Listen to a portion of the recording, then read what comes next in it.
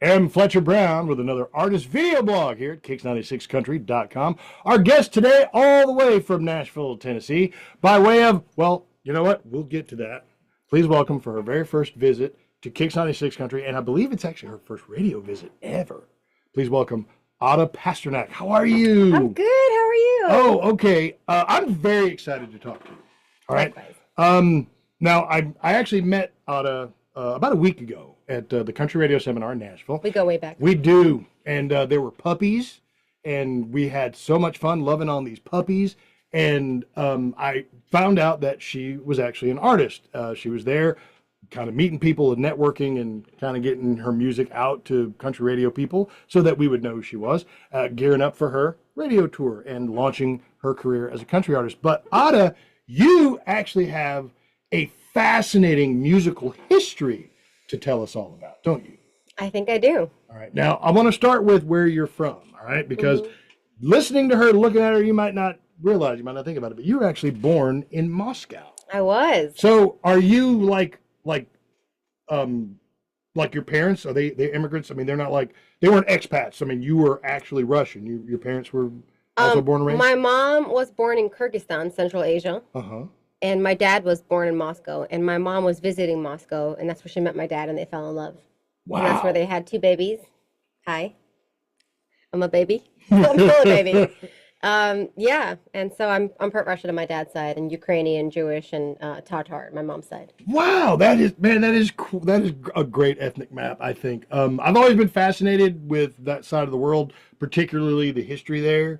And I'm a history nerd, so I could bore you with all of the things I know about the country that she's from, but I'm gonna digress.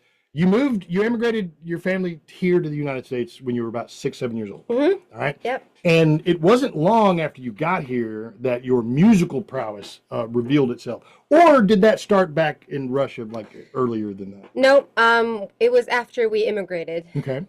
We landed in New York City, Mm-hmm. and my parents put my brother and I into music. Basically, they put me in violin, my brother in cello, and my mom's older sister was already in the States for a while.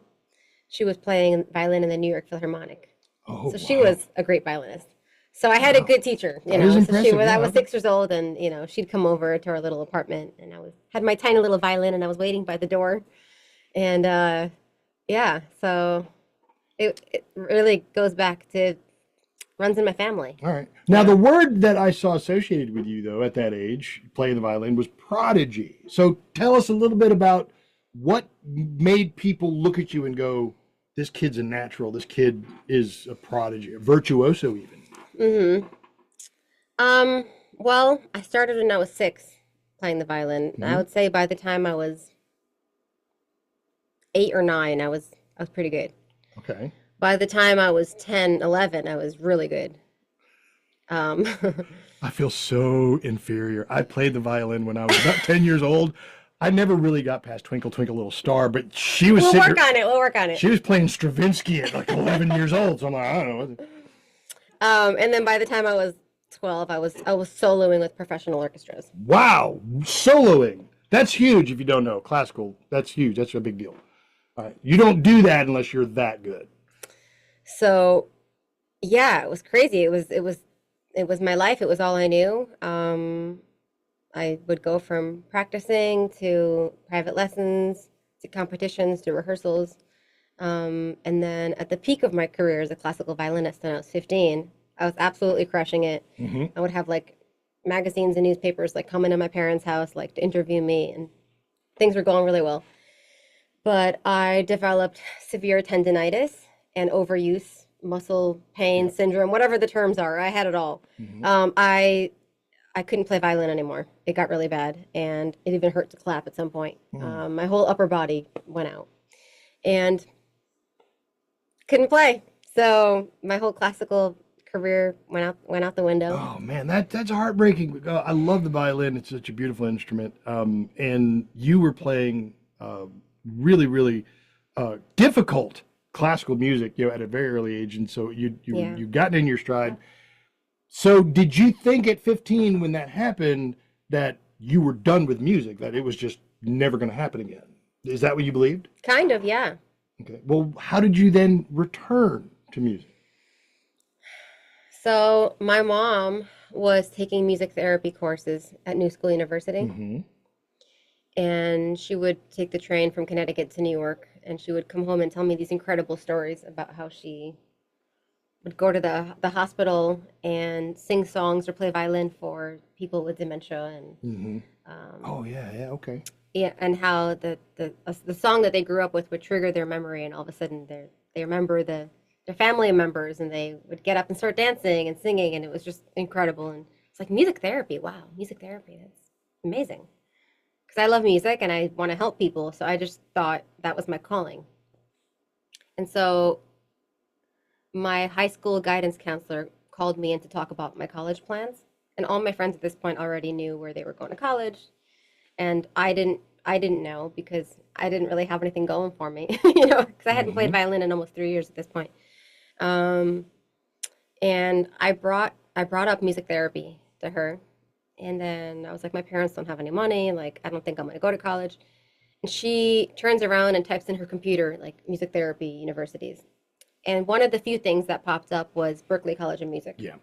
Big deal, by the way. Boston, right? Yes. Yes. Hmm. Well, I had never heard of it at the time because as a classical violinist, it's Juilliard, Yeah, yeah. it's Curtis, it's not Berklee. Berklee's contemporary, Hmm. totally different world. So I was like, I don't know what Berklee is, but it looks really cool. She was like, there's jazz and music therapy, and it's in Boston. I was like, that's awesome. You gonna pay for it? And so Berklee sounded amazing, but my family and I decided it just wasn't realistic to apply because it's like $5 billion, and Yeah. Oh, yeah. we were like immigrants and just trying to survive. So I was like, okay, I guess I'm not going to college. But then one night I am sitting in the kitchen with my mom drinking tea, chatting, and she goes, I have a feeling you should apply for Berklee. Like just like fill out the application and we'll see what happens. I was like, okay. So I go down to the computer, go down in the basement where the computer was, and the application was due that night, like in an hour. It was super hectic. It was like a Oh, movie. so you were like cutting it down to the wire. Oh yeah, yeah. It was totally like last second, like mom's intuition, go. It's like, Okay. oh my gosh. So I was Trust like, mom. Always trust mom. yes. I didn't know if I'd submit it in time, but I did. I was like 11:59, like, submit. And then they email you and they invite you to audition in person. Uh-huh. But I was like, what am I going to audition with? The only thing I know is violin, and I haven't played in almost 3 years. Like, did I lose my chops? Like, am I going to be able to play? So, um, but that was the only thing I was able to do. So I picked up the violin and I started playing some scales, and I prepared a piece to audition with. And my dad drove me to Boston and accompanied me on the piano, and I performed, and I ended up getting a full scholarship, which was super life changing because Hmm. it didn't put that burden on my family, and I Yeah. was able Full to. scholarship to Berkeley. That's huge. That's not a little bitty thing. That's a big thing. It's crazy. Yeah, it was such a miracle, and I still can't believe it, honestly. Hmm. I still can't believe it. All right. So you go through Berkeley. Did you graduate or did you? Yes, so at Berkeley was an incredible journey because when I got there, I was just a musical creature, just floating around, going to parties and just having fun and As one does. meeting. Yeah, as one does, just meeting cool musicians from all over the world, and I started jamming with people. Started jamming with the jazz guys, and jamming with the bluegrass guys, and then I joined a mariachi band, and then I'm playing hip hop, and I'm like, whoa, there's so much music outside of classical I didn't know. Hmm. Um, and then when I started jamming and improvising, I kind of started to realize I can make my own music, my own sounds, and Hmm. express myself in that way. Because I was so used to reading what's on the paper as a classical violinist. So after my breakup with my first serious college boyfriend, I wrote my first song. And I was super confused because I never thought I would write a song, Hmm. ever. So when the song was coming out of me, I was just like, what is happening right now? And then the next day I wrote another song, and then the songwriting gate was open, and they just kept pouring out of me, and I've written hundreds of songs since All right. So you graduate from Berkeley, then. and you've got your degree. You've studied music therapy, which I'm assuming that was the primary focus. Music. Actually, no. I mean, when I got there, yes. But then I kind of just was so excited about all the other stuff. I ended up trying everything. I took a film scoring class, um, a music history class, whatever they offered, I took. Okay. Um, but it was really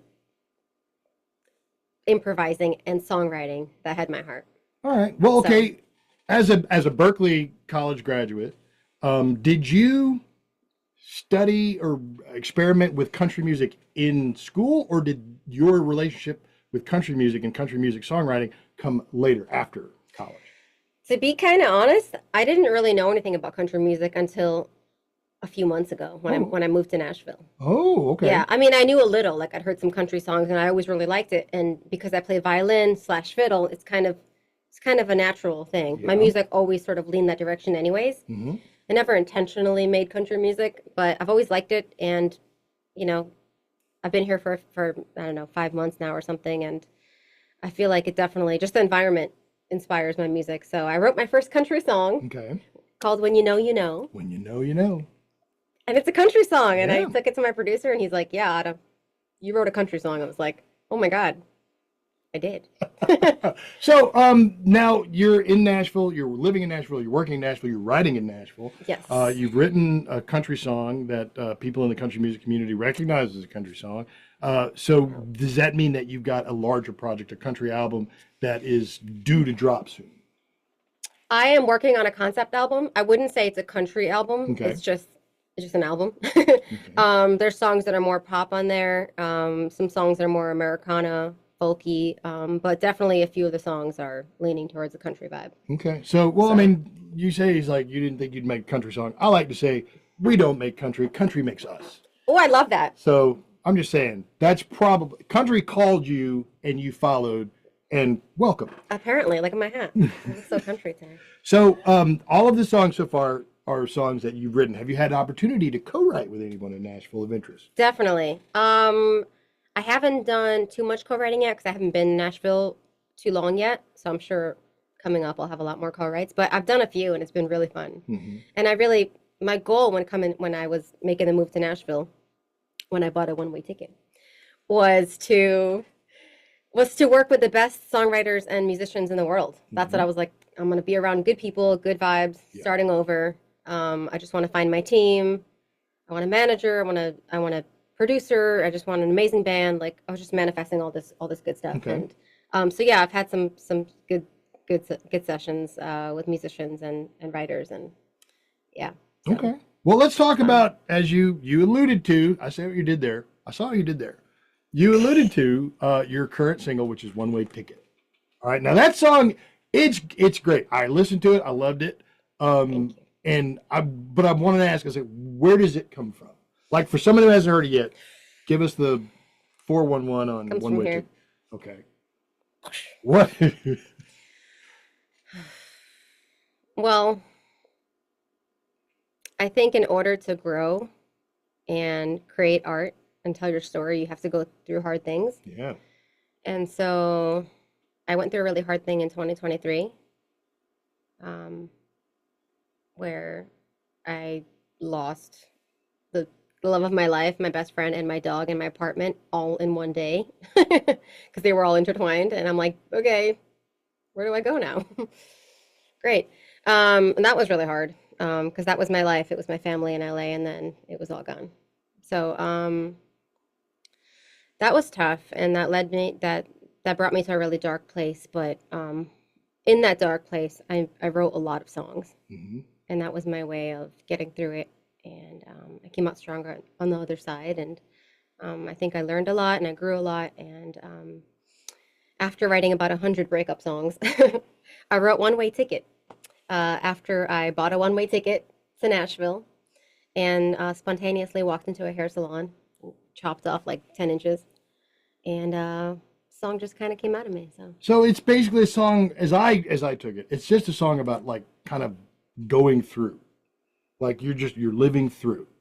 You know, it's like, yeah, stuff happens and your world falls apart, but you just move through it, and you're only going one way, right? So just keep moving.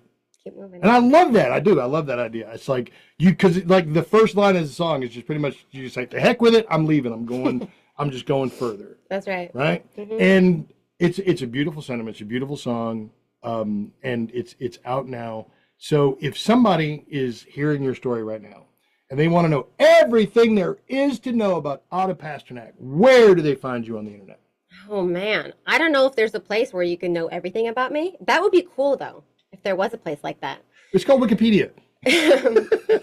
Well, I have a lot of stories, and that's just one of them. But website is good. I just revamped my website, adapasternak.com. Okay. So there's some info on there, and you could join my newsletter, adapasternak.com, for updates on new music and new tours. What about the socials? You got And the I have socials? merch coming. One-way ticket merch coming any day.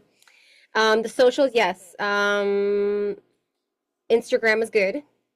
I use that a lot. And what else? I have YouTube. I have some music videos out. Yeah, no, I've seen a couple of them. They're actually really good. Oh, thank you. Mhm. She's actually, as an artist, whether you're country music, pop music, whatever your feel, if you're just a music lover, really should go to YouTube and check out Ada Pasternak. She actually has a lot of really, really, really good stuff, and we're happy to have her here. And you make sure you look for a live performance from her here elsewhere on our YouTube channel. We're going to get her to play something for us if she's so inclined. And Ada, I want to say thank you for making Kicks 96 your first stop. And what is the beginning of what I believe was going to be a really, really rewarding career for you. Thank you for saying that. That's really nice. All right. So This is awesome. Thanks. Ada Pasternak is our guest, and the single is One Way Ticket. If you want to hear it, be sure to call us at Kicks 96. We will gladly play it for you. And don't be a stranger. Come back. You're in Nashville, so we're 2 hours south there. Yeah. Just come on back whenever. Yeah, we had a fun ride. All right. Sounds good. We'll see you next time on another artist video blog, kicks96country.com. So I bought a one-way ticket to a brand new city, and I cut off all my hair, 'cause I've been holding on and now I'm ready to let it go, 'cause I've been holding on for too long.